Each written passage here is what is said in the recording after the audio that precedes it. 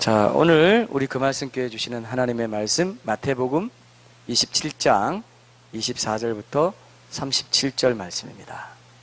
마태복음 27장 24절부터 37절 말씀.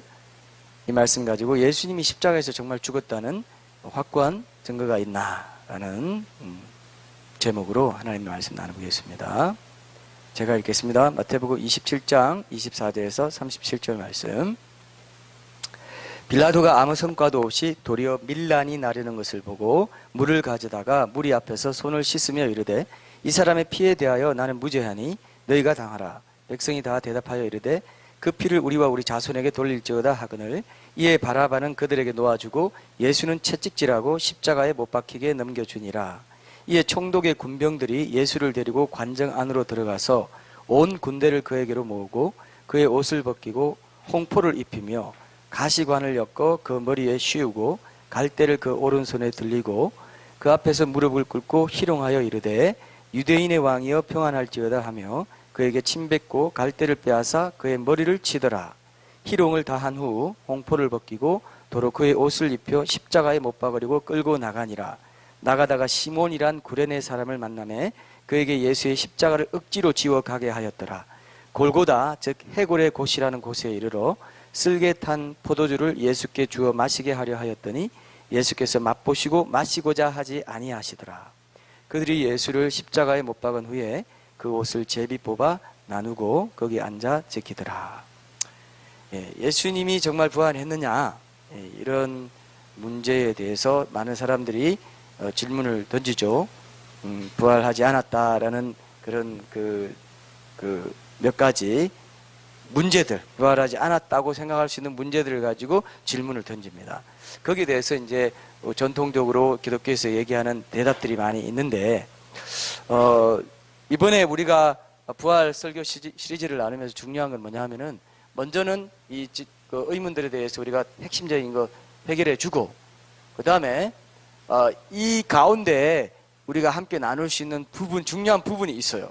그게 뭐냐면, 오늘은 이제 정말 죽었다는 확고한 증거가 있나, 이거를 좀 더 의학적으로, 이것도 과학적인 맥락이죠, 보고, 또 예수님의 부활이 비과학적이지 않나, 기적의 문제, 이런 것들을 좀 심도 있게 다루는 시간이 있을 겁니다. 그리고 성경에 있는 그 여러 가지 오류처럼 보이는 거 있죠. 불일치하고 뭐 이런 거 있잖아요. 이건 성경에 오류가 있는 거 아니냐 하는 그런 부분도 좀 더 우리가 이번 기회에 한번 보게 될 것입니다. 성경의 부활에 대한 사건을 얘기하면서 서로 차이가 있는 것을 포함해서 그것을 기점으로 해서 성경의 다른 부분에 서로 오류가 있어 보이는 것들도 함께 이번에 이렇게 부활 사건을 다루면서 다루고, 그 다음에 마지막 우리의 결론으로는 이제 부활 신앙, 아까 우리 형제님도 얘기했는데, 부활 신앙이 지금 우리 한국 교회에 많이 약화되어 있다. 그래서 지금 부활에 대한 이슈가 많지 않습니까? 부활절에 한번 이 부활에 대해 얘기하고 지나갈 정도로 그런 이슈가 아니고, 날마다 부활하신 주님을 만나고 그 부활하신 주님과 동행하는 삶이 정말 우리 삶에 가능할 것인가. 지금 재림을 앞두고 휴거를 앞두고 우리의 삶이 가장 포커스를 둬야 될 것은 살아계신 우리 하나님이신 예수님과 내가 매일매일 동행하는 삶이라면 이 부활신앙이 얼마나 중요한 것인가에 대해서 이번에 한번 이 기회에, 그래서 제가 여러분 지금 어때요? 여러분 느낌이? 부활신앙, 이것을 제가 이렇게 같이 하게 되리라는 생각을 대충은 했지만 이것을 통해서 이런 것까지 다 다루게 될 줄은 제가 알았겠어요? 몰랐겠어요? 저 몰랐어요. 근데 하나님께서 자연스럽게 이렇게 인도해 주십니다. 이게 끝나면 이제 기도 뭐 이런 식으로 하면서 우리 신앙에 좀 더 깊이 들어가 보려고 합니다. 여러분들 기대해 주시고 기도해 주시고, 이 부활 때문에, 동력녀 탄생과 부활 때문에 예수가 신화라고 생각하고 못 믿는 사람들이 너무나 많은데, 그렇게 말하는 사람들의 허점이 너무나 커요. 확실한 허점입니다. 그런데도 우리는 그게 넘어갑니다. 그런가 보다 생각하고 넘어가는데, 이번 기회에 그런 부분들도 확실하게 한번 우리가 정확히 붙잡는 그런 계기를 삼고요. 또 부활에 대한 의문에 대한 답을 할 때도 우리가 성경을 많이 성경에 대한 권위를 인정하면 성경을 인용하지만, 안 믿는 사람들도 합리적인 논리 차원에서 객관적으로 봐도, 이거는 역사적인 정황 증거나 모든 걸 봐도 부활이 사실이었구나라고 인정할 수 있는 그런 부분들을 많이 우리가 같이 나누면서 여러분들이 대답할 수 있도록 그런 답을 많이 우리가 확보하는 쪽으로 말씀을 나누겠습니다. 이렇게 나누면 여러분들의 신앙에도 유익할까요? 어떨까요? 여러분들의 신앙에도 굉장히 유익합니다.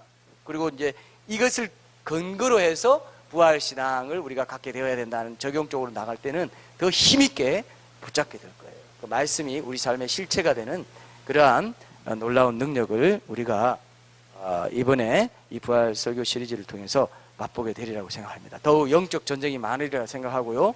더 많은 어떤 그런 시험이 있을 수도 있다고 생각합니다. 부활에 대해서 많이 다루고 있지 않고 강조하지 않는 그런 분위기가 많기 때문에 부활절에 한번 부활 설교하고 많은 그런 흐름이 있기 때문에 우리가 십자가와 부활, 이것이 캐리그마의 내용이기 때문에 이 십자가만 붙잡고 또 부활을 붙잡지 않을 때 우리의 살아있는 신앙에 얼마나 큰 영향이 있는지도 이번에 한번 찾아보겠습니다. 꼭 좀 이 설교 시리즈를 위해서 기도해 주시고 더 큰 영적 전쟁이 있을 수 있다는 거. 부활 사건은 인류 역사에서 일어난 사건들 가운데 가장 확실한 증거를 가진 사건이라는 걸 이번에 확인하면서 우리의 부활 신앙으로 나아갈 때 그때 우리 신앙도 산 신앙이 될 수 있다 이렇게 생각합니다.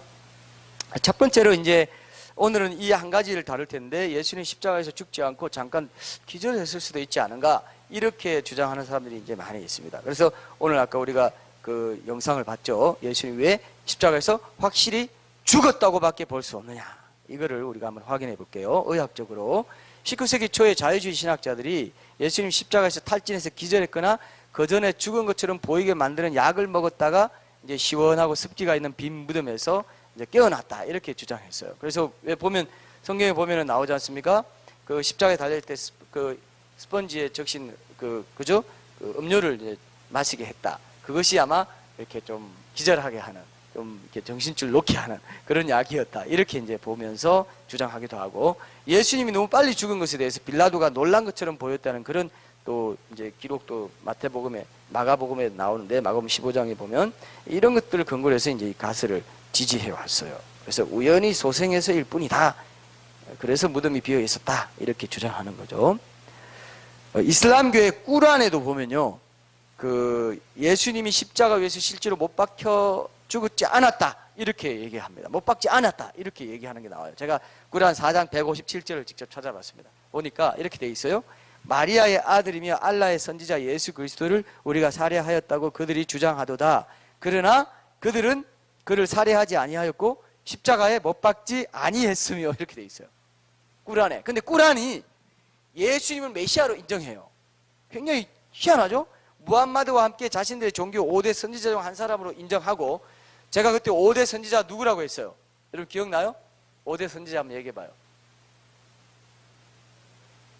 꼼짝 아니 그거는 세계 4대 승인 일반 인류에서 얘기하는 거고 이슬람교에서 자기들의 종교의 5대 선지자로 인정하는 다 구약성경 인물입니다.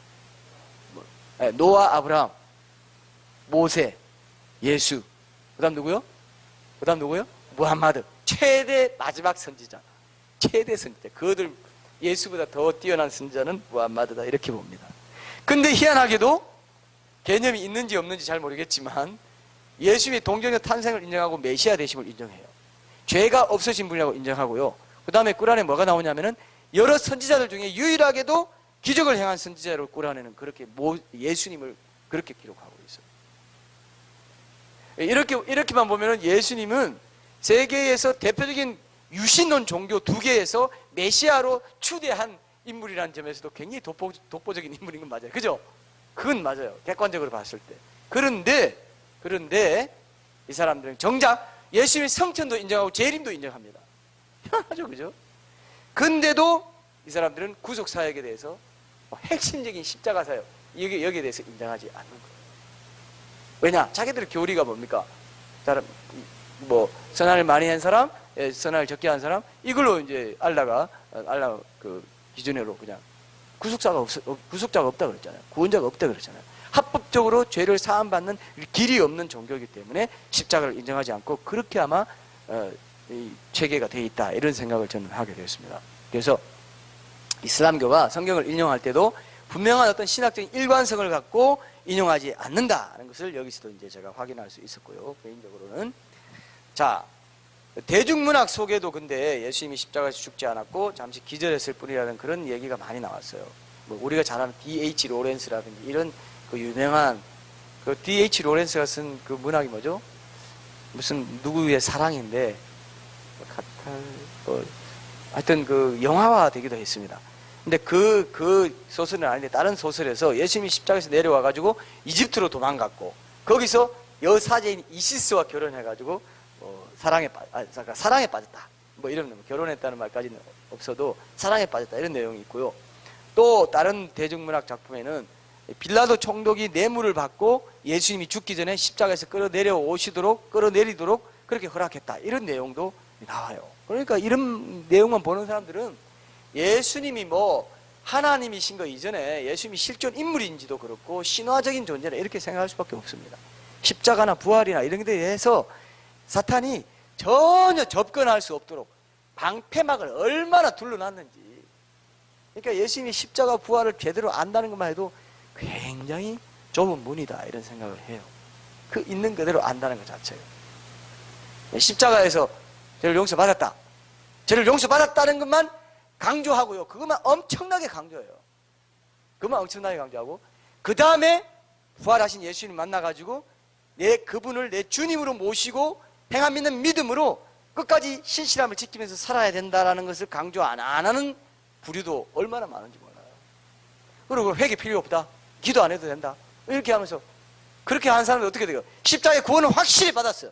죄 사함을 확실히 받았어. 그런데 그 다음 삶이 없어요. 그 다음 삶은 그냥 그 말씀대로 그냥 뭐 이런 뭐 강조하겠지만 부활하신 예수님에 대해서 강조하지 않는 그런 경향이 한국 교회 안에 은근히 많아요. 왜냐하면 옛날 부흥사들이야 십자가 피, 보혈의 능력 이것만 얘기했거든요. 그거는 굉장히 그거는 90% 이상입니다. 그 확실히 그건 제일 최고로 중요한 것이고 구원의 기초지만은 그 십자가와 부활을 전했다. 초대교회 우리 제자들이 부활을 전함으로써 살아나셨다. 살아계신 그 하나님이신 예수님을 주님으로 모시고 사는 삶이 우리가 이제 십자가를 통과한 사람들이 가야 될 정확한 표대다. 이렇게 얘기해 주는 것도 굉장히 중요하다는 거.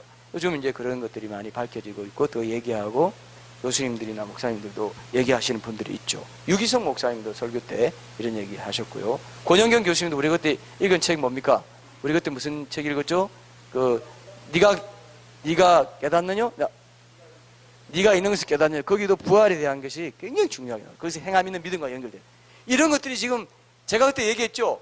주님이 교회를 부르시러 오시기 전에 이 교회가 흠도 점도 없이 신부가 준비되기를 원하는 그 마음 때문에 그 의도가 있기 때문에 이런 것들을 지금 세우고 계셔요. 부활신앙, 행함 있는 믿음.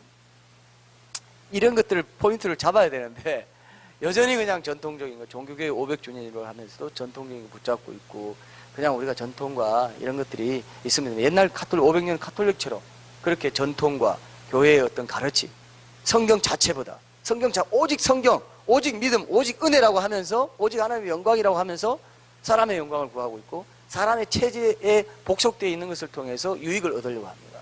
교파를 떠나면요. 목사님들 왜 그렇게 잘 안 되나 하면은 자기 소속된 교파를 떠나면 나중에 은퇴한 후에 언급이나 뭐 모든 걸 포함해서 소속된 교파에서 얻는 유익이 굉장히 많다고 하더라고요. 저는 소속된 교파나 뭐 이런 데서 신경을 많이 안 쓰다 보니까 몰랐는데 들어보니까 그 얘기를 다 하더라고요. 그래서 그렇구나. 여기 참 큽니다. 그런 것들이. 노예에 소속되게. 근데 또 이런 말 해요. 교파에 소속되시면 노예 감찰을 받아가지고 조금만 뭐 잘못하면 올라간다는 거죠. 불려가고. 너 이렇게 했어? 이렇게 가고. 그리고 또 막 행정적인 절차도 많고 뭐 계속 보고해야 되고 이런 게 많다고 합니다. 이런 게 뭐 가톨릭 체제 비슷한 느낌이 저는 들어요. 어떻게 보면은. 교회의 전통이 중요시 되는. 성경 자체로 이렇게 이제 이게 오랫동안 쌓여온 것이기 때문에 갑자기 이제 바뀔 수는 없지만, 성경 자체를 중시하면서 말씀 자체에 깨어서 이걸 가르치고 이 가르침을 회복시키는 거, 이런 것들을 이제 교회에서도 해야 되고 저는 책을 통해서 앞으로 좀 하려고 합니다. 여러분 계속 기도해 주시고 이런 것들을 우리가 지혜롭게 해 나갈 때 결국 대중적으로 이것들이 퍼져 나가고 성도들이 왜 우리는 이게 성경에 있는데 질문을 하고 계속 이렇게 될 때 이제 아래에서부터의 어떤 개혁이 일어나야 될 때가 아닌가 이런 생각을 하고요. 요즘 뭐 사회적으로도 보면 시민사회의 힘이 더 크잖아요. 그죠? 그런 것들이 교회도 이제 필요한 때가 아닌가 이런 생각도 저는 해본 적이 있습니다. 그래서 여러분들은 문제의식을 분명히 가지시고 성경 자체에 끼어있고 성경이 뭐라고 하시느냐 이거를 우리가 초점을 맞춰야 한다고 믿습니다. 자, 근데 성경에 따르면은 예수님 정확히 십자가에 못 박혀 죽었다고 되어 있어요. 여러분 마태복음 27장, 이 복음서 한번 잠깐 찾아볼까요? 마태복음 27장 50절 한번 보세요. 분명히 성경에는 예수님이 정확히 죽으셨다고 그렇게 얘기하세요. 마태복음 27장 50절에 보면은 예수께서 다시 크게 소리 지르시고 영혼이 떠나시니라 이렇게 되어 있습니다. 그 다음에 마가복음 15장 37절에도 한번 보면요. 마가복음 15장 37절에도 보면 예수께서 큰 소리를 지르시고 숨지시니라 되어 있고요. 그 다음에 이걸 여러분들 누가복음 찾아보세요. 누가복음 23장 46절에 보면은 마가복음 15장에서 예수께서 큰 소리를 지르시고 숨지시니라 이 소리가 뭔지가 거기 또 나와 있어요. 자, 누가복음 23장 46절에 보면 예수님이 십자가에서 죽으시기 직전에 큰 소리를 내신 내용이 뭔지를 공개하면서 역시 숨지셨다 이렇게 보고합니다. 예수께서 큰 소리로 불러 이르시되 이렇게 얘기했어요. 마가복음에 이걸 기록하지 않습니다. 아버지 내 영혼을 아버지 손에 부탁하나이다. 이렇게 큰 소리를 지르시고 숨지시니라 하셨어요. 하고 이 말씀을 하신 후에 숨지시니라 이렇게 돼 있죠. 요한복음 19장 30절에도 보면은 이제 그때는 마지막 말씀이 다르게 표현되어 있습니다. 예수께서 신 포도주를 받으신 후에 이르시되 다 이루었다 하시고 머리를 숙이고 영혼이 떠나가시니라. 영혼과 육체가 분리되는 게 죽음이잖아요. 영혼이 떠나갔다 이렇게 또 다른 표현을 하고 있습니다. 성경에서는 예수님이 십자가에서 분명히 죽으셨다 이렇게 증언을 하고 있어요. 그렇다면 예수님이 십자가에 못 박히실 때 실제로 무슨 일이 일어났는지, 예수님의 죽음의 원인은 무엇이었는지 이거를 이제 의학적으로 좀 살펴볼 필요가 있겠죠. 그래서 십자가에 달린 사람은 죽지 않고 거기서 내려올 수 없었다. 죽은 신용 자체를 할 수 없었다. 이거를 좀 실감하는 게 필요할 것 같습니다. 리 스트로베리 쓴 예수 사건이라는 책에 보면은 의학 전문가인 알렉산더 메드를 박사님이 이 부분에 대해서 설명해 준 것들이 상당히 구체적이고 또 의학자만 할 수 있는 얘기들이 있습니다. 그래서 그 내용을 중심으로 해서 여러분들과 좀 나누려고 합니다. 자, 십자가에서 예수님의 죽음을 제대로 조명하려면 먼저 예수님이 십자가에 달리시기 전에 이미 상당히 큰 육체적 고통 가운데 탈진한 가운데 있었다는 것을 이제 우리가 좀 생각해 볼 필요가 있습니다. 그래서 예수님은 제자들과의 그 최후 만찬 이후에 겟세마네 동산으로 가셔서 밤새도록 기도하셨죠. 그죠? 그때 예수님은 왜 두려웠을까요, 여러분? 여러분 생각해 봤어요? 예수님이 왜 두려웠을까요? 왜 두려웠을까요? 생각해 본 적 있어요? 왜 그렇게 두려워했을까요? 하나님이신데 완전히 사람이고 완전히 하나님이시기 때문에 그때는 완전한 사람으로서 느꼈을 고통과 두려움이었어요. 왜? 사람이시니까. 그러나 좀 더 이제 들어가서 묵상하신 분들은 신학자들이나 또 이렇게 이런 것들 해석하시는 분들은 어떻게 말하냐면은 하나님이시기 때문에 사람이면서 고통을 당하는 사람이면서 고통을 느끼는 사람이면서 하나님이시기 때문에 어떤 고통을 당할지 미리 알았다 이렇게 봅니다. 어떤 고통을 당할지 알았기 때문에 그 누구보다 이것을 두려워할 수밖에 없는 그런 사람으로서는 두려워할 수밖에 없고 하나님으로서는 알고 있다 이렇게도 이제 보시는 분들이 있어요. 저도 거기에 동의합니다. 얼마나 클지를 예견하셨기 때문에. 그 십자가에 달리신 6시간이요 영원과도 같을 거다 이런 생각도 제가 해봐요. 정말 큰 아픔이었고 고통이. 아까 여러분 그 사진 보니까 어떻습니까? 그 뼈 사이에 여기 꽂으면은 여기가 중추신경이 지나가는 곳인데 여기에 이렇게 못을 박으면은 여기가 마비되면서 뼈가 어그러지는 것 같은 고통을 겪는데 어떤 고통이냐고 이 메들 박사님이 이 책에는 이렇게 써놨어요. 어떤 고통이냐면 여러분 어릴 때 그런 거 있죠. 여기 이렇게 여기 통 맞으면 굉장히 찌릿하면서 아픈 적 있죠, 그죠? 여기 어릴 때 우리 친구들이 막 놀린다고 하면서 막 책상에 이렇게 대고 있으면 이걸 탁 치우면서 이게 대고 있으면 탁 하면서 이렇게 쓰러지게 하면서 할 때 여기 어떨 때 막 전기가 통해요. 하면서 굉장히 아픕니다. 근데 여기 중추신경이 지나간 여기에 못이 박히면 어떠냐 하면은 마치 이 예민한 이 팔꿈치에 있는 이 골절, 이 뼈를 벤치로 잡고 뒤터는 것과 같은 고통이래요. 자, 상상 안 되죠, 여러분들은? 벤치로 잡고 꽉 잡고 뒤틀어 버리는 듯한 고통이 이 여기에 박히는, 못이 박히는 고통이라는 겁니다. 그러니까 예수님이 이걸 미리 다 안다고 생각해 봐요. 얼마나 큰 두려움과 고통이 있었겠네요. 그래서 예수님이 여러분 누가복음 22장 44절에 한번 보세요. 얼마나 스트레스가 컸던지 그 시간에 기도할 때, 겟세마네에서 기도하실 때 예수님의 몸에서 핏방울이 땀방울처럼 떨어졌다 그렇게 돼 있어요. 자, 누가복음 22장 44절 한번 볼게요.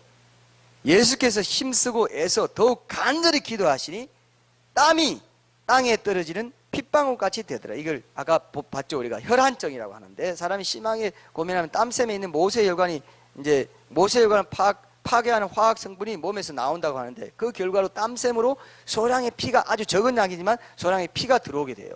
그럼 땀을 흘릴 때 그 피가 섞여서 나오는 게 그 혈한증이라는 거예요. 의학적으로 과학적으로 맞는 말이에요. 어떤 사람은 어떻게 그럼 핏방울이 그냥 나왔나 이렇게 생각하고, 옛날에 부흥사들은 이걸 잘 모를 때는 핏방울이 나왔다 이렇게 말하지만 땀에 섞여서 핏방울이 이렇게 모세혈관이 파괴되면서, 모세혈관 파괴는 화학 성분이 몸에서 나오는데 그것이 이제 소량의 피로 땀으로 땀샘에 연결돼서 나온다 이겁니다. 근데 여러분 중요한 거는 채찍질과 관련된 게 중요한 게 뭐냐면요, 이 혈안증을 겪게 되면은 피부가 굉장히 약해진다. 굉장히 이게 약해진 상태. 우리가 보통 이 피부는 탄탄하지 않습니까? 그죠? 근데 이 혈안증을 겪고 나면은 피부가 아주 가늘가늘하면서 굉장히 연해지고 약해진다는 거죠. 그런데 거기에 어떻게 됐어요?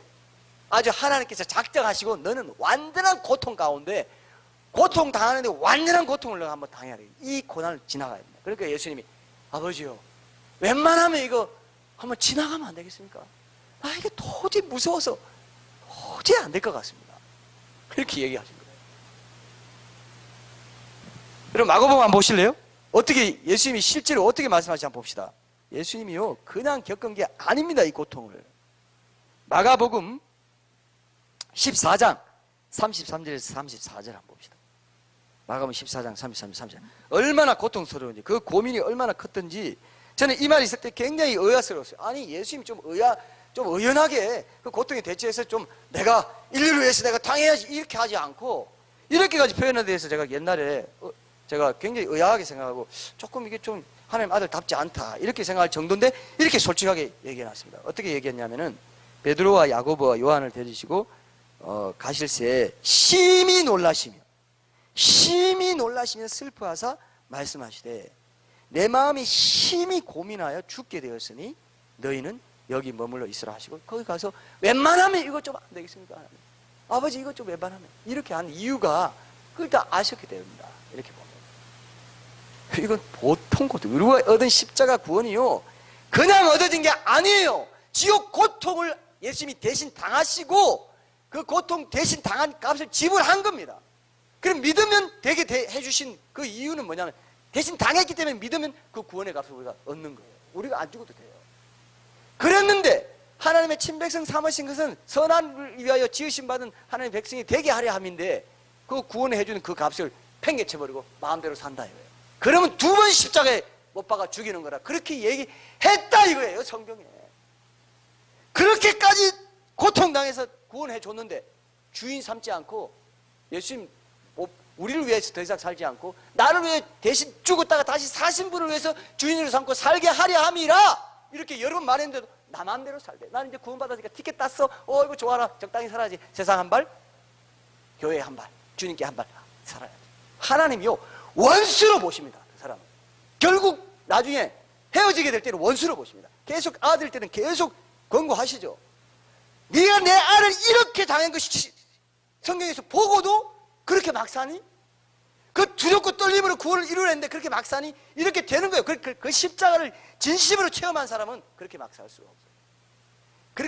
그렇게 값진 고통을 지불하고, 그렇게 값진 대가를 지불하고 내가 구원받은 거구나, 천국 시민 된 건 그거구나, 내가 다시는 세상에 속하지 않으리라, 세상은 쳐다보지도 않을 거야, 이렇게 돼야 맞는데, 하나님은 그렇게 생각하죠. 내 아들이 이렇게 심히 놀라고 심히 고민하고 죽게 되었으니 하나님 나 좀 살려주시면, 나 인류, 나 확률이 적어, 죽어도 싸잖아요. 지가 죄 지었는데 죄값 치러야죠.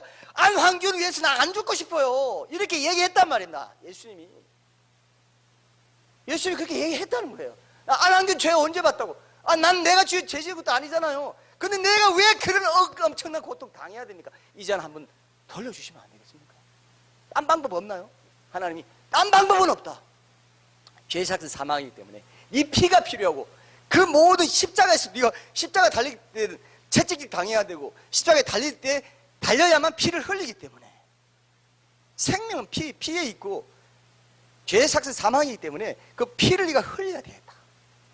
십자가, 그래서 하나님이 섭리적으로 당시에 로마에 십자가 처형 방법이 있습니다. 나중에 너무 잔인하다 해서 없어졌어요. 나중에 없어졌어요. 예수님 시대 때, 그때 시저 때, 로마 시대 때 그때만 십자가 처형이 있었던 겁니다. 이해되시죠? 왜? 피를 흘려야 되니까. 그리고 공개 처형을 당해야 돼요. 어디서 뭐 이렇게 교수형을 당한다 그래 이러면 따로 가서 어디에 뭐 하잖아요. 그럼 옥살이 하고 교수형 당하고 피 안 흘리면, 예수님이 죽어도 피를 안 흘리고 죽으면 또 안 되는 게 제사법이었어요. 이해되시죠? 그래서 피를 흘리신 거예요. 그게 예수님의 십자가 고난인 거예요. 공개적으로 처형당해야, 그래서 공개 처형받는 고 섭리 때, 고 시대 때 예수님이 공개 처형당하고 십자가 피를 흘리신 겁니다. 왜? 공개 처형당해야 부활의 의미가 있거든요. 정확히 죽었고, 로마 군병들이 확인했고, 유대 제사장들이 확인했고, 저 확실히 죽여야 된다. 우리 안식일 되기 전에 쟤 죽여야 돼. 해가지고 한 겁니다. 그렇게 확실하게 했어요. 유대인들도 할 말이 없어. 나중에 사도행전에서 예수가 분명히 죽은 거 너희도 봤지? 십자가에 달린 거 봤지? 그런데 부활하셨다 하면서 하니까 그 사람들도 제사, 그래서 수많은 제사장과 바리새인 무리가 그 도에 복종하니라 되어 있어요. 왜? 자기도 봤거든요. 그죠? 자기들도 봤어요. 골고다 언덕 십자가에서 예수님 분명히 피 흘리고 죽은 거 봤어요. 장사 지낸 것도 다 봤고, 분명히 지켜라. 이거 사후에 살아난다는 말도 했으니까 또 미혹할지 모르니까 잘 지켰는데 일이 터져버려. 그래서 훔쳐갔다는, 그래가지고 오늘날까지 훔쳐갔다. 제자리 훔쳐갔다. 제자리 훔쳐가서 어떻게 부활했다고 하면서 자기 목숨까지 걸면서 순교하기까지 하면서 부활을 전했겠어요. 그게 논리적으로 안 맞다. 합리적으로 안 맞다. 이거예요. 여러분, 우리가 십자가 고난에 동참하고 예수님이 부활신앙으로 살아간다는 것은 하나님이요, 내 아들이 그렇게 고통당하고 죽은 것을 네가 알아주는구나, 이렇게 봐요. 이해되시죠? 내 아들이 그렇게 할 때 내 마음이 너무너무 아팠는데, 그래서 패션 오브 크라이스트 보면요, 십자가 고난에 죽으실 때 떨어지잖아요. 예수님, 하나님이 눈물이 떨어져요. 그러면서 지진이 일어나고 뭐 이런 팡 하면서 그 지진이 일어나고 뭐 이런 그 기억이 나는데, 그만큼 하나님은요, 십자가 고난에 대해서 모든 사람이 당해야 할 영원한 고통을 내 아들이 대신 당했다는 데에서 엄청나게 귀하게 생각하고 계세요. 믿기만 하면 구원이야 하면서 물론 맞아요. 예수님이 당했기 때문에 믿기만 하면 구원 맞습니다. 그 이후에 거기에 갚아는, 이제는 나를 위해 살지 않고 세상을 바라보고 살지 않고 너를 위해서 그렇게 엄청난 고통을 당하고 죽기까지 해서 다시 살아난 그 예수님을 주로 모시고 살게 하려 함이라. 너를 구원한 것은, 믿기만 하면 구원되게 이런 시스템을 만들어 놓은 것은 바로 그렇게 살게 하려고, 너로서도 할 수 없으니까, 너로서는 그렇게 살 능력도 없으니까 그렇게 믿고 성령의 능력으로 그렇게 살 수 있도록 내가 도와줄게 했는데도 싫어요, 난 이제 적당히 살래요, 이러면 안 된다 이거예요. 십자가 구원에서부터 이미 그게 약속이 되어 있습니다. 이미 그 지도가 거기 있어요. 그 게놈 알죠? 그 유전자 지도가 거기 있어요. 그래서 너를 죽여라, 자아를 죽여라, 자아를 포기해라. 영으로서 자기 행위를 죽이면 살리니 육신으로 살면 반드시 죽을 것이로되, 로마서 6장에 반드시 죽을, 영으로서 몸의 행실을 죽이면 살리니. 왜? 예수님이 죽었으니까. 그리고 이제 부활했다. 그게 세례입니다. 세례가 장사 지내고 부활되는 거예요. 예수님과 똑같이 그렇게 했다 이거예요. 나 이제 옛사람으로 안 삽니다 이겁니다. 맞습니까 여러분? 십자가 고통이 그런 값어치가 있어서, 그래서 네가 앞으로 그렇게 값어치게 살 그 신앙의 그 삶의 무게가 그 고통에 있다는 걸 기억해라. 네가 원래 당했어야 될 고통이야. 근데 네가 그 고통을 발로 차버리고 챙겨쳐버리고 값싼 구원이라고 생각하고 아무렇게 살아간다고? 네가 영원히 지옥에서 당할 고통을 내가 대신 당해줬는데 그 고통의 무게만큼 내가 너를 구원해준 목적에 맞게 살아야 되지 않겠니? 이걸 가져야 되는데 사탄이 어떻게 가르쳤습니까? 시키면 구원 티켓 따서 적당히 살아. 상급을 좀 더 받으려면서 하고 안 되는 그렇게 안 돼 있어요 성경에는. 내가 남에게 전파된 뒤에 내가 버림받을까 두려워함이라. 그 원어에 보면 구원에 탈락되는 걸 말하고 있거든요. 근데 그게 아니라고 하면서 막 또 논쟁을 벌여요. 포도나무 가지에 붙어 있다가 열매 못 맞으면 모아다가 불 던져 사른다니까 그것도 아니래요. 그건 아니고 불 던져 이거는 뭐 징계 뭐 하면서 얼마나 많은데. 하나님이 인자하시면 머물러 있지 않으면 너도 찍히는 바 되리라 했는데 아니에요. 구원을 이룰 수 없어요 하면서 또 그러고. 불의를 행하는 자가 하나님 나라를 유업으로 받을 수 없으면 알지 못하냐. 고린도전서에 분명히 그렇게 돼 있는데 9장이 돼 있는데도 그러면서 그 앞에는 뭐냐면요. 고린도 교우들이 서로 불의를 행하며 서로 속이는도다 하면서 불의를 행하는 자가 하나님 나라를 유업으로 받을 줄 못할 줄 알지 못한다. 바로 이어서 나오는데 그럼 교인들에게만 한 말 아닙니까? 그죠? 구원받은 교인들이 불의를 행하는 거. 불의를 행하는 자는 하나님 나라를 유업으로 받을 수 없다. 그래도 아니라는 거예요. 모든 사람은 더불어 화평함과 거룩함을 쫓아라.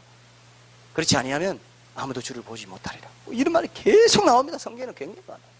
의인이 악을 행하면 그 행하는 의가 하나도 기억되지 않는다. 악인이 의를 행하면 그 행하는 악이 하나도 기억되지 않는다. 계속 말하는데도 아니라고 합니다. 참 포도를 맺을 줄 알고 내가 포도 심었더니 덜 포도를 맺었더라. 그게 다 신자들 얘기거든요. 고통을 받는 그 십자가 구원의 신앙을 심어줬더니 덜 포도를 맺어버렸어요.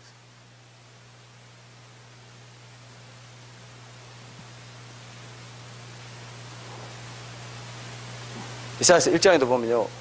소는 엄마를 알고 다 알건만은 내 백성은 나를 알지 못한다 하면서 한탄하시는 게 그 1장에 나오지 않습니까? 여러분 정신 차려야 돼요. 예수님의 십자가 고통을 우리가 이렇게 보면서 우리가 뭘 알아야 된다고요? 첫째로 알아야 될 게 뭡니까? 뭐예요? 오늘 이겁니다. 그렇게 하나님이신 그분이 벌벌 떨면서 하나님 심히 놀라고 자, 여러분 묵상을 해보세요. 묵상의 능력이 이런 겁니다. 심히 놀란다는 게 뭡니까 여러분? 심히 놀란다는 게 뭐예요? 와, 내가 이런 고통을 이거 도저히 안 될 것 같아 이겁니다. 심히 놀라고 고민해가지고 슬퍼하면서 와, 내가 그럴 사명을 갖고 내가 온 건 맞는데 아는데 막상 하려니까 나 도저히 두려워서 안 되겠어 이 얘기예요.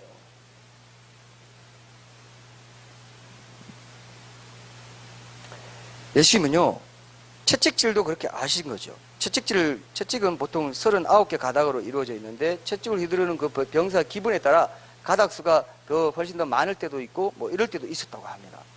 그래서 이제 그 태형을 이제 봤는데 따은 가죽으로 이렇게 되어 있는데 쇠구슬이 박혀 있고 아까 우리가 봤죠. 그리고 이제 그 양의 뼈 조각이 있어요. 날카로운 뼈 조각, 양의 뼈 조각이라고 그러더라고요. 그냥 뼈 조각이라고 하는 분들도 있는데 정확히 어떤 문헌에는 또 양의 뼈 조각이 이렇게 되어 있습니다. 날카로운 뼈 조각이 들어 있어 가지고 그것이 이제 그 채찍질을 계속하면은 이 구슬을 어떤 역할을 하냐면은 구슬을 때리면 깊은 상처나 멍이 생기면서 채찍을 계속할 때 그 상처 난 곳이 벌어진답니다.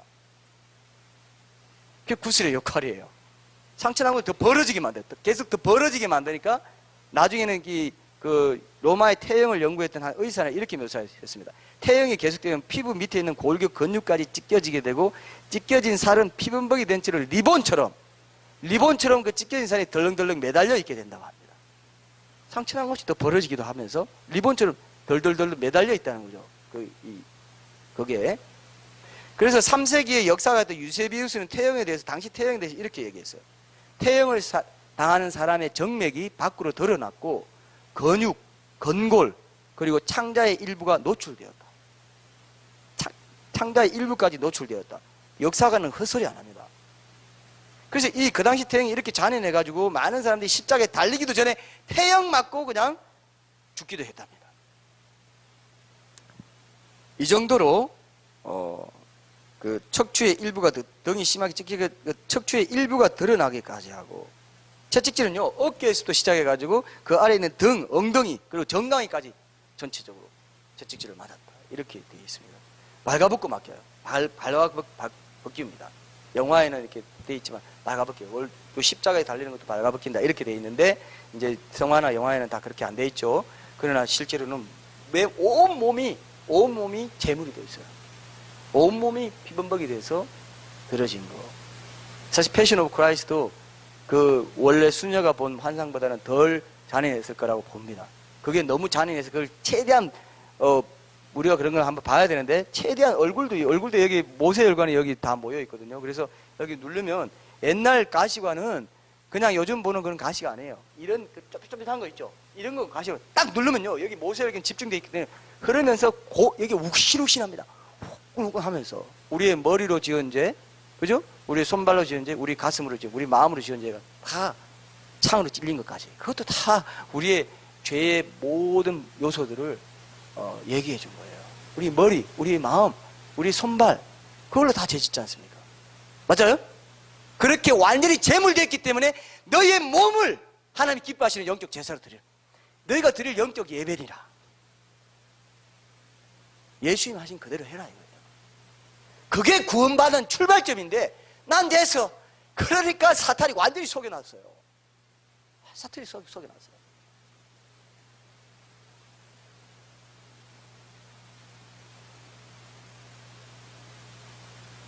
어제 그 컨퍼런스 목사님 한 분도 그 강사님 한 분도 그런 말 해요. 여러분 지금 사람들이 교회 다니는 사람들이 하나님 앞에 섰을 때 자신의 믿음이 꽝이라는 생각을 전혀 못하고 신앙생활을 하고 있다. 내 믿음이 꽝이라는 것을 모르고 우리가 막 우리 과자에 보면 뭐 있습니까? 예? 빅 벗기기 전에 모르죠? 이게 당첨됐습니다. 이게 나올 줄 알고 막 벗기는데 딱 벗겨봤더니 꽝 하고 나왔어. 꽝 하고 나왔어. 그러면 에이 못 봤네 이렇게 되잖아요. 성경에 어떻게 돼 있어요? 성경에 나더러 주여 주여 하는 자마다 그죠? 천국에 들어갈 것이 아니고 그날에 많은 사람이 그날에 묵상하세요. 많은 사람이라고 했어요.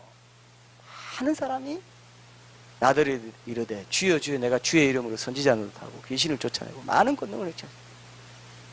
선지자 노릇하고 목회자, 장로 뭐 다 했다는 겁니다. 많은 권능을 했습니다. 그래서 나더러 주여 주여 하는 자마다 다 천국에 들어갈 것이 아니다. 내 아버지의 뜻대로 행하는 자가 들어간다. 법칙대로 한 자가 들어간다. 좁은 문으로 들어가기를 힘쓰라 들어가기를 구하여도 못하는 자가 많으리라. 자, 이런 것들을 여러분 이 주일에 제가 잠깐 섞어서 말씀드리는 이유는 제가 이 설교를 위한 설교를 하고 싶지 않아서 그래요. 이 설교를 들을 때 구원의 십자가, 고난의 십자가를 들을 때 내 삶으로 연결돼야 되거든요. 주일 공동체에서, 예배 공동체에서 우리가 이 말씀을 선포하는 이유는 주중에 그걸 붙잡고 가게 하는 그런 힘을 성령님을 통해서 여러분들과 같이 나누기 위해서입니다. 그래서 이런 말씀을 드리는 거예요. 그래서 꼭 기억하십시오. 이런 부분에서 여러분들이 깨어나야 됩니다. 이것을 붙잡으셔야 돼요. 그래서 예수님이 채찍질을 맞고 십자가를 지고 이제 골고다로 가실 때 중도에 그 쓰러지실 만큼 그렇게 힘드셨다 이렇게 봅니다. 그래서 구레네 시몬에게 그죠? 말해가지고 계속 대신 지고 가게 하라고 했습니다. 그렇게 힘드셨을까봐라고 생각하기 쉽잖아요. 근데 그게 아니라는 겁니다. 굉장히 힘드신 그런 가운데 이 채찍질을 당하셨고 채찍질 당하면서 이미 이제 출혈을 많이 하게 되면서 저혈량성 쇼크라는 상태에 빠지게 됐다 이렇게 봅니다. 탈진하는 상황 가운데 빠졌다는 겁니다. 많은 양의 피를 흘리고 나면 고통을 겪는 상태, 그걸 저혈량성 쇼크 상태라고 하는데 피를 많이 흘리면 이제 의학적으로 4가지 증상입니다. 여러분 혹시 피를 많이 흘리고 교통사고나 이런 거 당하고 피를 많이 흘린 상태에서 증상 경험해 본 적 있어요? 혹 여자들은 이렇게 출산할 때 피를 많이 흘리게 되는 경우가 있을 때는 이런 경험을 할 수 있습니다. 4가지 증상이 뭐냐 하면은 여러분들에는 중에는 없죠, 그죠? 피를 많이 흘려본 분이 이제 없을 것 같은데 이제 정신이 몽롱해져요. 그래서 기절을 한다고 합니다. 이거 흔히 볼 수 있는 거죠. 그 다음에 이제 심장이 더 이상 피를 퍼올리지 않아요. 피를 이제 더 이상 퍼올리지 않게 돼요. 피를 많이 흘리는데 피를 많이 흘렸기 때문에 오히려 심장이 퍼올리지 않는 기능으로 연결된다. 그리고 혈압이 떨어져서 정신이 몽롱해져서 기절한다거나 그렇게 하게 되고 심장 말고 신장은 남아있는 피의 양을 유지하기 위해서 이 소변을 만드는 일을 중단하게 되고 몸은 흘린 피를 보충하기 위해서 액체를 요구하는데 물을 요구하는데 목이 아주 마른 증상이 나타납니다. 그래서 예수님이 뭐라고 했습니까? 십자가에서 내가 목마르다. 내가 굉장히 고통스러운 가운데서 그 얘기를 하신 거예요. 그래서 예수님은 채찍질을 당하시고 십자가에 수평 들보를 지고 이제 갈보리 언덕으로 비틀거리면서 올라가실 때 이미 이런 혈액이 부족한 저혈량성 쇼크 상태에 있었다, 이렇게 의학자들은 보고 있어요. 그래서 힘을 쓸 수 없어 넘어져 가지고 대신 지게 하셨습니다. 예수님이 처형장에 이제 도착하시고 나서 바로 눕혀지시고 십자가의 가로 들보 위로 이제 팔을 뻗친 상태에서 양손이 먼저 못에 박혔죠. 예수님이 우리 성화 같은 데 보면, 영화 같은 데 보면 십자가를 지고 가시죠. 그죠? 십자가를 지고 가시죠. 근데 십자가 아니에요, 그게. 십자가 아니고 뭘까요? 뭘 지고 가실까요? 가로 들보를 지고 가셨어요. 가로 들보. 그것도 무거워가지고 엎어지신 겁니다. 가로 들보를 지고 갔는데, 그 가로 들보를 이제 지고 가서 그 처형장에 가면은 십자가에 이제 못이 박히고요. 그 박힌 상태에서 올라갑니다. 올려가지고 이미 세워져 있는 세로 들보에 몸을 부착시키는 거예요. 그렇게 해서 십자가 처형이 진행됩니다. 그때 군인들이 썼던 못이 12cm에서 17cm 정도 되는 못인데 끝이 굉장히 가늘고요. 위에가 네모난 그 못 있죠. 요즘은 그런 못 써요? 요즘은 그런 못 없죠. 네모난 못입니다. 그 네모난 못으로 박은 것입니다. 갈수록 좁빗해지는 못으로 이제 손을 먼저 박고, 손을 먼저 박고, 손을 박을 때, 자, 보세요. 성경에는 손에 박았다 돼 있죠. 근데 옛날 그 당시 언어로는 손과 손목을 구별하지 않았답니다. 이게 손바닥에 하면요, 손바닥에 이게 못을 치면 찢어져서 그 떨어지는 경우도 있다고 합니다. 그래서 손목에 확실하게, 그러면 완전히 뼈랑 이렇게 연결돼, 뼈가 어그러지고 뼈가 연결돼서 여기 마비되면서 그 고통은 말로 표현할 수 없다는 거죠. 그래서 손에 박았다고 하지만 원래는 손목이다, 이렇게 이제 이게 당시 언어가 그렇게 되어 있기 때문에, 그래서 이제 그런 부분을 여러분들이 기억하시면 신경이 이게 손으로 이 손으로 나가는 가장 큰 신경이 이쪽을 지나가기 때문에 못이 이곳을 내칠 때 완전히 파괴돼 버린다. 이런 것들을 척골신경이라고 하고, 여기에 충격이 강해져 아주 고통스럽다. 이걸 이제 기억하신다면, 그래서 이 고통이, 여러분 십자가 고통이 얼마나 큰지요. 십자가 고통이 얼마나 큰지 이것을 표현할 말이 없어서 고문한다는, 고통당하고 고문하다는 말이 십자가에서 나왔어요. 그런 말이 있어요. 뭐냐면요, excruciating이라는 말입니다. 이게 십자가로 붙으라는 뜻입니다. 이게 고문하다라는 뜻이에요. 십자가로, X는 뭐로부터, cruciating, 못 박힌, 십자가에 못 박힘으로부터, 이게 고통당하는 거, 고문당하는 이 얘기로 언어가 만들어질 정도, 새로운 동사가 만들어질 정도로 십자가의 고통은 그렇게 컸다는 것입니다. 수직 기둥에 부착되고 이제 예수님의 양발에도 이제 못이 박히게 됐습니다. 다시 발에 있는 신경이 완전히 어깨해지고 손목에 못이 박혔을 때와 비슷한 그런 이제 고통을 느끼게 되었을 거라고 이제 보는 것입니다. 그래서 그 십자가에 못 박힐 때, 제가 오늘 시편 22편까지만 읽고 오늘 끝낼게요. 십자가에 예수님이 십자가 양성한 발이 못 박혀지 매달려 있게 되면은 팔이 15cm 정도 늘어난대요.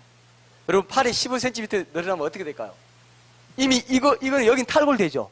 여기 요 어깨 있는 그 뼈가 탈골된 상태에서 늘어나고 이게 앞으로 고꾸라져요. 그러면서 숨쉬기가 더 어려우십니다. 사실은 이렇게 되면서 늘어나게 된다는 겁니다. 그래서 십자가 처형은 고통당하고 죽게 하려는 인간이 고안해낸 사형 방법 중에 가장 잔인하다고 하는, 가장 잔인한 거예요. 하나님이 왜 그렇겠어요? 하나님 죄를 그렇게 미워한다는 겁니다. 십자가는요, 어떤 곳이냐면 하나님의 사랑과 공의가 만난 곳입니다. 나를 저렇게 사랑했구나, 하나님이 죄를 저렇게 미워하시는구나. 죄는 그 어떤 것도 한 오래기도. 그래서 예수님이 뭐라고 했습니까? 예수님이 뭐라고 했어요?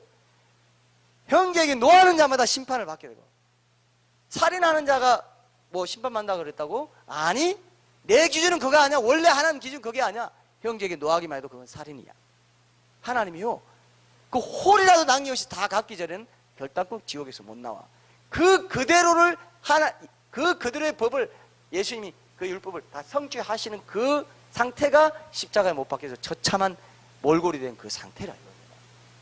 죄를 하나님이 얼마나 미워하시는지 그 공의가 거기 딱 드러난 거예요. 실감 나요, 안 나요? 그러면 십자가를 볼 때마다 스펄전은요, 제가 그때 한번 얘기했는지 모르겠는데, 스펄전은 자기가 어느 날 막 울면서 울고 있더라는 거예요, 그 아내가. 그래서 왜 설교 준비하느라고 울고 있냐 했더니, 내가 십자가를 생각해도 아무 마음에 감동이 없고 감사가 없고 내가 회개하려는 마음도 아무도 일어나지 않는다. 그래서 이 강팍한 마음이 너무 하나님 앞에 죄송해서 운다고 그렇게 얘기하고 있어요. 우리가 정말 십자가를 안다면, 정말 십자가 그 고통을 그 아래에서 보는 것처럼 본다면 하나님의 사랑과 공의를 늘 기억하며 살 수 있습니다. 그럴 때 이 죄악 세상을 이길 수 있어요. 그래요, 안 그래요? 십자가를 통과하고, 십자가, 그래서 내 자아를 죽여나갈 수 있어요. 내가 저렇게 공의로 지옥 가서 고통당해야 될 걸 우리 하나님이 직접 자신의 몸을 저렇게 성육신 하셔서 던지셨구나.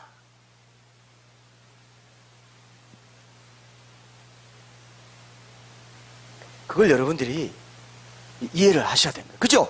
그렇게 할 때만이, 오늘 우리가 지금 내가 부활을 말하면서 왜 십자가를 먼저 말하냐면, 이 십자가를 먼저 말해야 부활신앙으로 갈 수 있기 때문에. 그죠?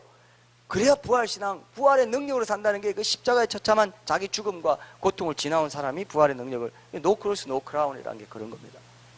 그래서 그런 부분에서 여러분들이 이 구도를 이해하시고 오늘 시편 22편 읽고 오늘 여기까지 할게요. 제가 오늘 또 하나님께서 인도하신 대로 그런 부분을 강조해야 될 부분을 하나님께서 강조하시는 것을 보면서 그대로 제가 진행했는데, 하나님께서 오늘 이걸 말씀하시고 싶어 하신다는 걸 제가 느꼈습니다. 여러분, 십자가 고통은 하나님의 사랑과 공의가 나타났고, 그 십자가 고통에 그 통과한 사람은 다시는 그 고통을 들여서 내 값비싼 구원을 허락해 주신 선물로 내게는 선물로 주고 믿기만 하면 받을 수 있도록 하나님이 선물로 주셨어요.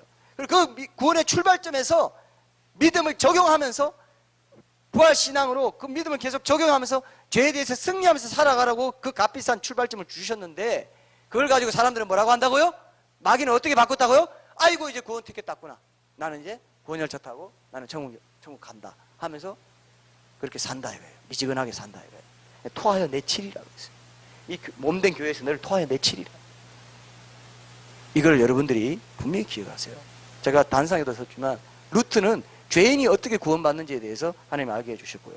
그 다음에 종교개혁 개신교 신학이 그렇게 완성됐다 봅니다. 그 다음에 칼빈은 구원하시는 분이 누군가, 누가 구원하는가, 웨슬리는 누가 구원받는가, 이 세 가지를 합쳐가지고 개신교 신학이 완성됐어요. 그래서 존 웨슬리는 18세기 때 가장 앞선, 그러니까 그 두 사람의 신학과 종교개혁 신학 다 합쳐가지고 가톨릭 신학의 그런 모든 것도 다 보고 합쳐가지고 구원받으면 신앙은 이것이다라고 하나님이 섭리적으로 점진적인 계시 차원에서도 섭리적으로 존 웨슬리에서 저는 웨슬리 신학이 완성됐다고, 개신교 신학이 완성됐다고 봐요. 이해되시죠?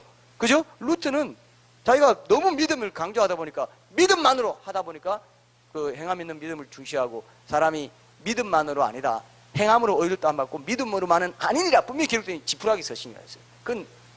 그거는 가톨릭 신앙에서 벗어나긴 했지만 너무 이제 강하게 벗어나다 보니까 반대급부로 자유의지를 완전히 무시해요. 그래서 루트도요, 인간의 자유의지 노예의지를 하면서 자유의지 무시해버렸어요. 그리고 캘빈도 자유의지 무시하고 하나님 주권만 강조했어요. 근데 존 웨슬리가 딱 보니까, 지나가서 한 1, 2세기 뒤에 딱 보니까, 찬찬히 보니까, 아하, 이거 지우셨구나. 그 시대의 일꾼들이구나. 하나님은 원래 성경에는 이런 것을 강조했다. 자유의지 강조했고, 인간의 주권과 하나님의 주권과 인간의 자유의지가 조화를 이루어서 100% 해서 100% 이루어서 하나님 은혜로 구원받는 건데, 인간의 자유의지를 무시했네 하면서 다시 누가 구원받는지에 대해서 성화의 과정을 강조한 거예요. 이해되시죠? 우리는 그것을 흡수해야 됩니다. 켈빈이나 루트의 좋은 점도 흡수하지만 웨슬리가 완성한 그런 부분에 대해서 좋은 것들을 흡수해서 우리가 믿는 지금 성화의 과정을 잘 밟아가야 되는 게 교회의 가장 중요한 일이기 때문에, 그래서 우리가 오늘 부활신앙을 보기 위해서 십자가 고통을 지나가면서, 십자가의 그 엄청난 처참함은 하나님의 공의가 실현된 것이고, 그걸 통해서 구원받은 사람들은 그 값진 구원을 받았기 때문에 너희를 위해서 살겠다, 자신을 위해서 살지 않고 나를 위해서 십자가 고통을 당하시고 나를 살려주신 그분을 주인으로 모시고 사는 삶을 위해서 그걸 허락한 것이지, 그 뒤에 그냥 세상에서 마음대로 살라고 절대 그 값진 구원을 주신 게 아니다. 믿기만 하면 구원을 쉽게 받았다고 해서 그 구원이 값싼 구원인 게 아니다. 값비싼 구원이기 때문에 그 값비싼 구원 받은 자답게 살아야 된다. 그걸 통해서 너희 믿음을 증거해야 된다. 증언해야 된다. 입증해야 된다. 이겁니다. 이게 꼭 있어야 돼요. 주인으로, 구주로서만 믿고 끝나는 사람이 너무 많습니다. 주인으로, 구주뿐만 아니라 주인으로도 믿어라. 그게 성경에 계속 나옵니다. 자, 우리 시편 22편 읽고 오늘 여기까지 말씀 나누겠습니다. 우리 시편 22편 14절부터 18절까지 이렇게 예수님이 고통당하신 이 값진 구원을 내가 값지게 이뤄가야 되겠다. 나 십자가에 나 대신 죽었다는 것은 나와 함께 죽었다는 것이기 때문에 내 안에 사시는, 내 안에 부활에 계시는 그 예수님을 주인으로 삼고 그 부활 신앙의 능력을 가지고 내가 살아가야 돼. 이 결심이 오늘 우리가 적용해야 될 부분이라고 생각합니다. 14절 제가 읽겠습니다. 나는 물같이 쏟아졌으며 내 모든 뼈는 어그러졌으며 내 마음은 밀랍 같아서 내 속에서 녹았으며 내 힘이 말라 질그릇 조각 같고 내 혀가 입천장에 붙었나이다. 주께서 또 나를 죽음의 진토 속에 두셨나이다. 개들이 나를 에워쌌으며 그 상황을 잘 생각해봐요. 입천장에 붙었다. 내 힘이 말라 질그릇 조각 같다. 예수님이 이 예언을 다 아셨어요. 이게 메시아 예언이라는 것도 아시고 메시아 순환 예언이라는 것도 아셨습니다. 내 속에서 녹아버렸다. 마음이 녹아버렸어요. 물같이 쏟아졌습니다. 나를 죽음의 진토 속에 두셨나이다. 개들이 나를 에워쌌으며 악한 무리가 나를 둘러 내 수족을 찔렀나이다. 정확히 어딜 말합니까? 수족 어디예요? 손과 발을 찔렀다. 십자가 처형이 없던 때에 이 얘기를 예언을 다윗이 한 거예요. 이해되십니까? 십자가 처형이 없던 때입니다. 손과 발에 못 박히는 십자가 처형이 없을 때 내 수족을 찔러나야 돼. 정확히 예언했어요. 내가 내 십자가 처형이 있었다는 건 역사에도 기록되어 있고 증거가 됩니다. 내가 내 모든 뼈를 셀 수 있나이다. 그들이 나를 주목하여 보고 내 겉옷을 나누며 저것을 제입 없습니다. 이건 예수님이 이루려고 해서 이룰 수 있는 게 아니죠.